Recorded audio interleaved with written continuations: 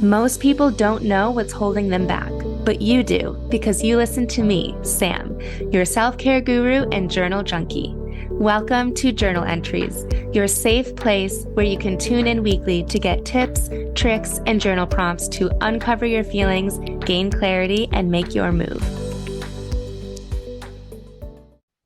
Hello, welcome to this week's journal entry. My 3-year-old son taught me a lesson recently. I think 3 years old is that age where they start to say things that make you think and question certain actions that you have or things that you do. And he did something recently that I was like, oh my gosh, this is his perspective of me. And it was just so eye-opening. My mom took him to a grocery store, Target, of course, to pick out a Christmas gift for me. And she had asked him, "What does your mommy like to do?" And his answer was that mommy likes to shower. And I know that at first that might just sound cute or something like a toddler would say, something silly. But it hit me hard because I realized that when I shower, it's truly like the only thing that he sees me do for me. It's like the only thing that I do by myself when he's home, like when he's not at school. I'm just always playing with him. He's the type of toddler that doesn't love independent play. He's getting better at it, but he always asks me to play with him, so I always say yes.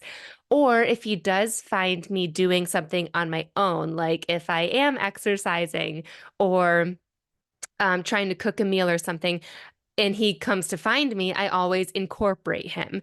So it's difficult for me to like break away. And my mentality is that I want to soak up like every moment with him, and I want to give him as many experiences as possible. And while I am working on trying to come up with better independence skills, I realized that with how attached we are, spending pretty much every waking moment together, except when he's at school and I'm working, I don't feel nearly as depleted as I once did. Like when I first heard him say that mommy likes to shower, I felt a little sad, like, wow, that's like how he thinks of me. He thinks that showering brings me joy. But then I thought, instead of that, I'm playing with him. I love that that's where my time is spent. And I love that I don't feel so depleted, even though, in addition to, you know, having a toddler attached at my hip, I'm also running 3 businesses and doing all the cooking and cleaning and all of the things. And so in this episode, I'm going to share with you how I personally manage my me time or personal time, what I do for self-care, and also highlight what self-care really is. And I think that that shift is going to be huge for you, whether it's just a perspective shift or it's something that you actually do in your routine or schedule, especially if you try it this week. First, I want to let you know that it's okay to forget about yourself amongst the chaos. Your to-do lists are so long that it's easy to get wrapped up in that, and as well as who else needs you and thinking what balls you're inevitably dropping and all of the things. So it's okay to forget that you are important too. You should be prioritizing yourself. The more you prioritize yourself and the better that you feel, the better you can show up for others, for your family. It's like that metaphor. So the first metaphor is, fill your cup because whatever you're feeling inside is going to overflow. If you're feeling depleted and frustrated and stressed and how you act when you're stressed is angry, that's going to overflow. But if you take the time to fill your cup with things that make you feel at peace and calm and all those things, that is what will overflow. This Instagram reel, try and picture two empty glasses right next to each other. And then someone is carrying a mug of water. And on one of the clear glasses, it says my cup, and the other one, it says everybody else. And they're trying to pour from this mug into the my cup. But you know how like when you're pouring out of a mug, it like trickles down the side and gets all over the counter. It trickles down the side and gets all into the everybody else's cup. It's like you're trying to do all of the things and like put it in your cup, but it's still pouring into everybody else's cup. I feel like that is that happens all of the time. Enough for people to make reels about it. So if that's you, if you feel like, oh my gosh, where have I gone? I feel like I've lost myself. I can't remember the last thing that I did for me. Just pause, take a moment, take a breath, and forgive yourself. Give yourself some grace and know that that is okay. I do end the days completely exhausted, but still confident that I got done what I needed to get done. And I feel light almost and like ready to collapse, but also inspired for the next day. And I ask myself, why is this? How is it that I'm not losing myself in motherhood and in my to-do list when so much of my time, like that is our lives, right? It's like if you are a parent, is that, or if you're a spouse, and then your jobs and responsibility on top of that. So two things came to me.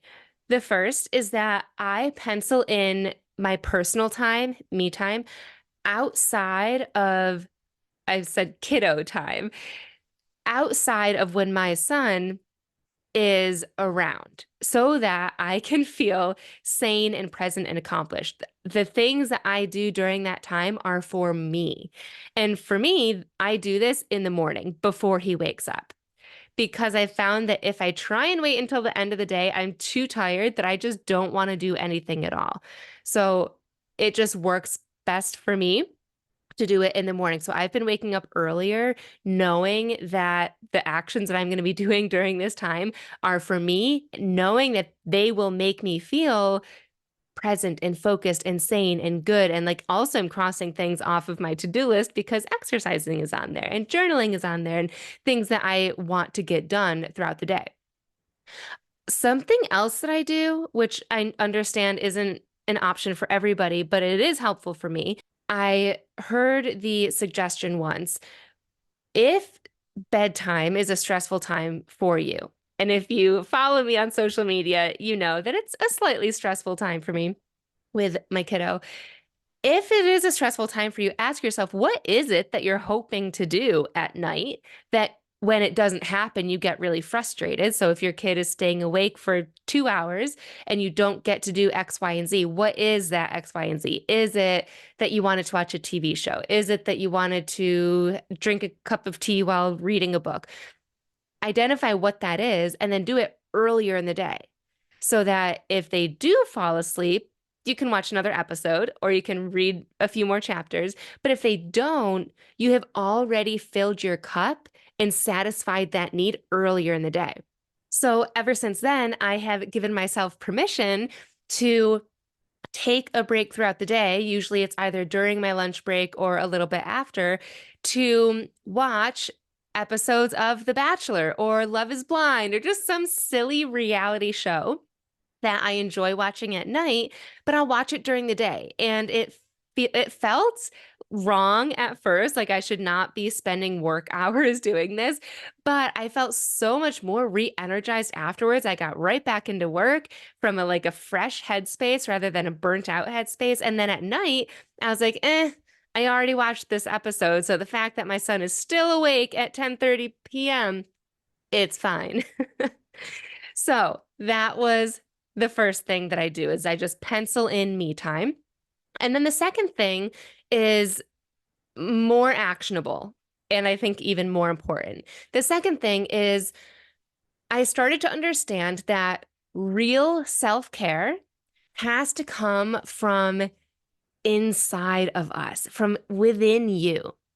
Self-care, the things that are going to make you feel good, the things that are going to make you feel like yourself again, are things like self-reflection, things like asking yourself the right questions, setting boundaries, learning how to treat yourself with compassion and grace, living more aligned and learning to respond versus react, making choices that just feel authentic to you. Self-care is not spa days. It's not burning out until you need to call in sick and take a quote unquote mental health day from work, likely filled with guilt because now you're missing meetings and maybe people needed you. Self-care is not just like listening to music or doing one of your hobbies or even exercising. I'm reading a book right now called Real Self-Care, and the subtitle is Crystals, Cleanses, and Bubble Baths Not Included. Now, I want to say some of those things I listed, like exercising, I do believe that that is very important. And I do have crystals on my desk. I do love bubble baths. I do love spa days. But those things alone never changed anything for me emotionally or mentally. In the book, Real Self-Care, it's by Pooja Lakshmin. And this book actually was voted NPR's Books We Love for 2023.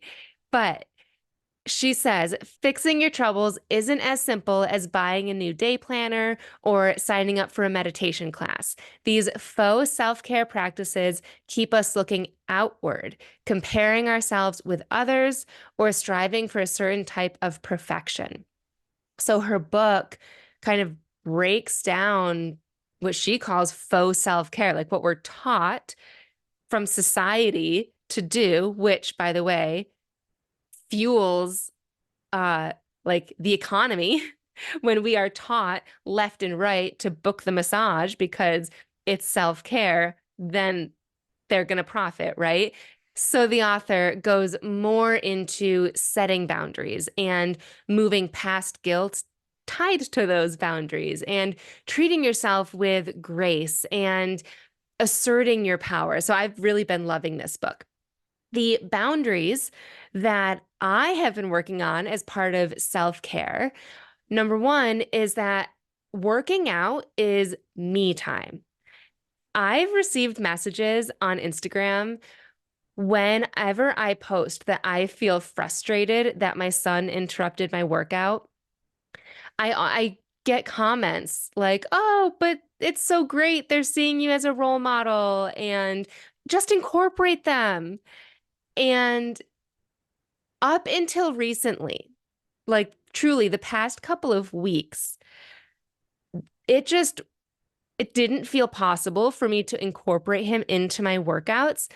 He just didn't enjoy it. He would scream and yell while he watched me work out, even when I tried like different things, and it was just more stressful to have him around. And so if he woke up during my workout, I would just stop. And sometimes I would do the rest of it later on that day. Most of the time, I would just end it right there and choose to feel proud of whatever it is that I did finish, because working out is my sanity time. It's my me time. And as of the past couple weeks, when it has been more fun to incorporate him, I do incorporate him, but I draw a line and I stop thinking of it as my workout because the intensity changes. And the whole time I'm thinking of him and the fact that he just picked up a 5-pound weight and oh my gosh, what if he drops it on his foot? And so I just immediately go into mom mode, which is fine because my perspective and what is the word I'm trying to think of?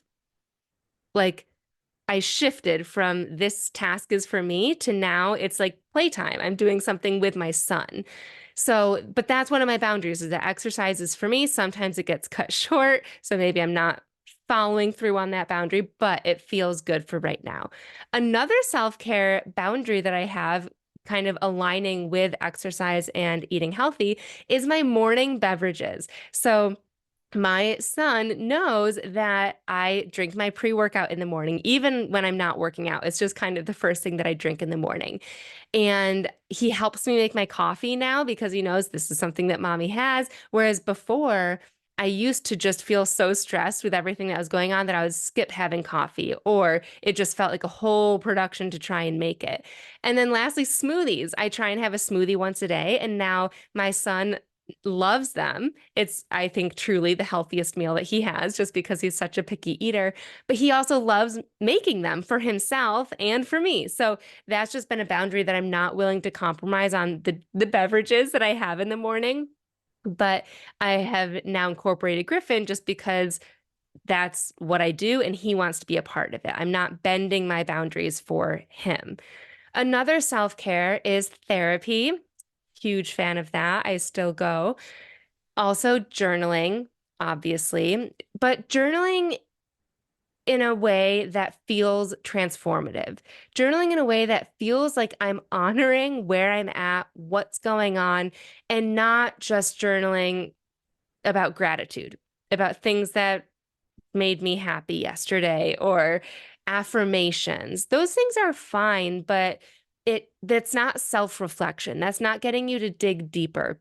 And so through journaling, I ask questions and I do try and see my situation or my feelings from different points of view. And it feels just like an exploration time for me. And I'd say that lasts about 10 to 15 minutes. And then the last thing that I feel like I do for self-care is staycations at awesome Airbnbs. Again, if you follow me on social media, you have seen some of the ones that I've stayed at, and they are just so great. The vibe that I go for is kind of like the rustic and modern look. But the key here is that it's not just a vacation for me or a staycation for me. I go with the intention to kind of detox. And while I'm there, I'm journaling a lot. I'm listening to personal development and then journaling on my thoughts or journaling on my aha moments from that. I am exercising. I am making matchas and trying to eat healthier and enjoying some dark chocolate at night too, maybe some popcorn while watching The Bachelor. But these staycations feel so luxurious because it's a time for me that I prioritize myself and my needs. And I ask myself, what is it that I need? What is it that's missing, if anything? What is it that I can do that can elevate how I feel and how I show up? The National Institute of Mental Health, I actually searched about self-care to see what they said. And they said that self-care means taking the time to do things that will help you live well and improve both your physical health and your mental health.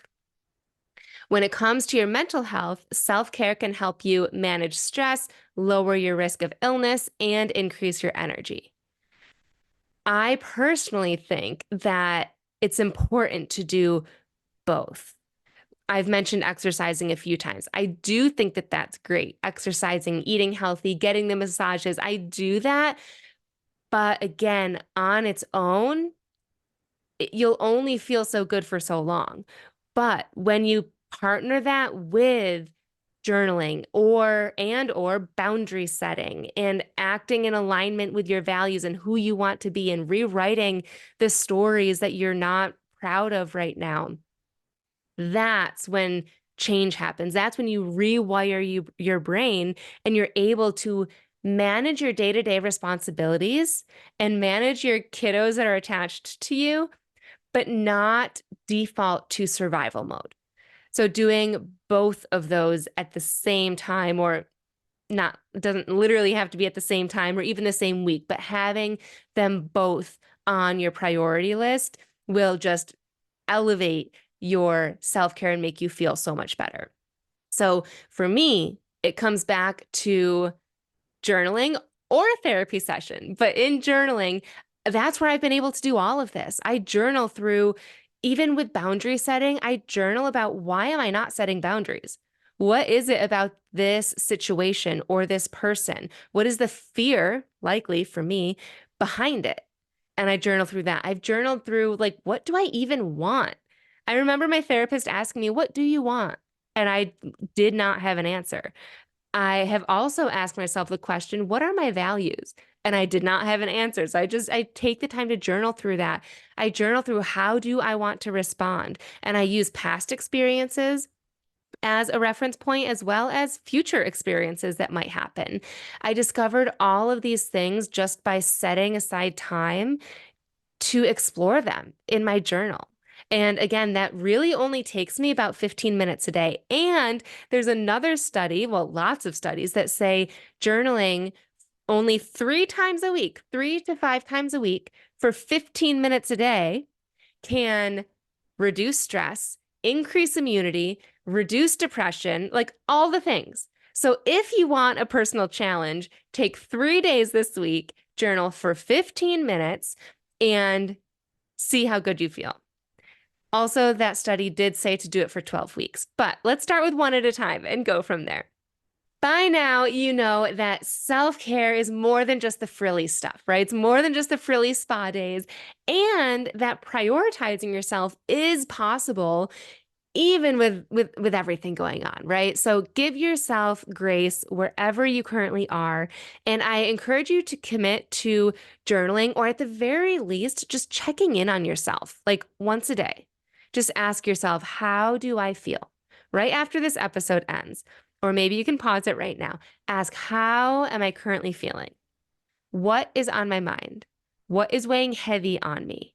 Is there anything that I can process? What is bubbling up? I think you'll be surprised if you don't do this often, when you just allow yourself the time and space and ask that question, what will come up? And trust that. Just run with it. Even if it seems so silly, run with it and see where it leads you. If you're looking for a place to start with journaling, I do have a very simple guide that I will link in my show notes, as well as at samanthapenkoff.com/podcast. It's called How to Start Journaling. There's no intricate prompts or anything. It's just a way to get your juices flowing. So that's a really good free resource. If you did find this episode helpful, I would love to hear from you in the comments or in my DMs. And I especially can't wait for those of you that message me. I would love to hear about what you do for yourself this week. What is on your self-care to-do list? Thanks so much for tuning in to this week's journal entry. I love connecting with my listeners, so make sure you screenshot this episode and tag me on Instagram at samantha.s.says so I know you're listening. And don't forget to grab your free training and journal prompts at www.samanthapenkoff.com/podcast.